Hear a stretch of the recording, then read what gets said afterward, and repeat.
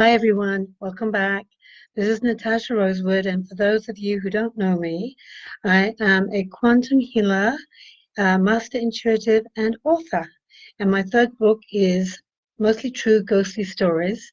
So, as it's Halloween week, I thought I would read from one of my stories. There are 10 stories in this book, and the fourth one is called Deadheaders. I started with the first installment last night. So if you want to see that, you can look through Facebook. And this is the second installment. So for those of you who didn't hear the first one, this is a story of Alicia, and her fiance has just died. So she's just moved to the countryside to be alone. And one day, a father and two children show up at her door looking for rooms to rent. And she feels compelled to let them in, into her house and into her life, which she doesn't quite understand. So as we continue the story, she's just started reading or telling a story to these two children as a bedtime story, and it's a ghost story and a flying story. This is a true story of a deadheader, I started. What's a deadheader? Marcus asked, burrowing his head into my lap. Well, when I was a flight attendant, deadheaders were airline crew members who had worked their maximum number of hours, so they had to fly home as passengers, either on an empty aircraft or on another passenger flight. But this story is about a completely different kind of deadheader. They both nodded. I wasn't sure they understood, but I continued anyway. This particular flight was headed from London to New York, which is about a 5 to 7 hour flight, depending on the winds. Were you on this flight? Julie always needed to know if I was actually there. No, this.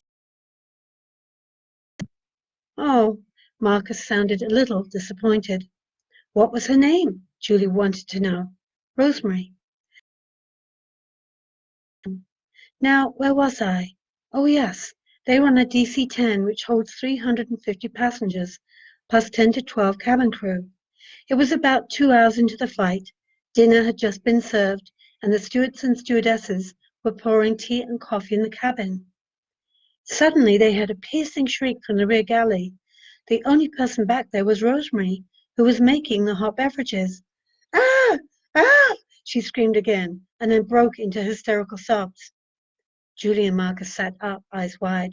The thumb sucking was even louder. In the last few rows of seats, heads swiveled around with worried faces, alarmed to see the stewardess collapsed against one of the toilet doors at the back of the plane.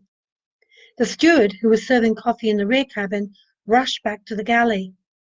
She's probably just seen next month's roster, he joked reassuringly with passengers as he went to the rear.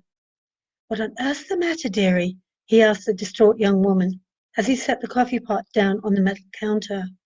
Calm down. You're scared. Simon, that was the steward's name, glanced around the rear of the aircraft. He couldn't see anything or anybody that could cause her to be so upset.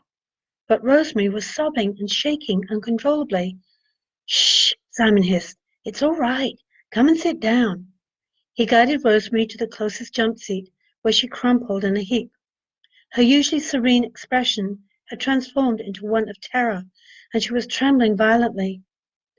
Airline crew are not allowed to drink alcohol while on duty or 8 hours before flying, but the steward decided this crew member needed a drink fast to soothe her nerves. He poured a generous shot of brandy into a plastic cup of black coffee and handed it to her.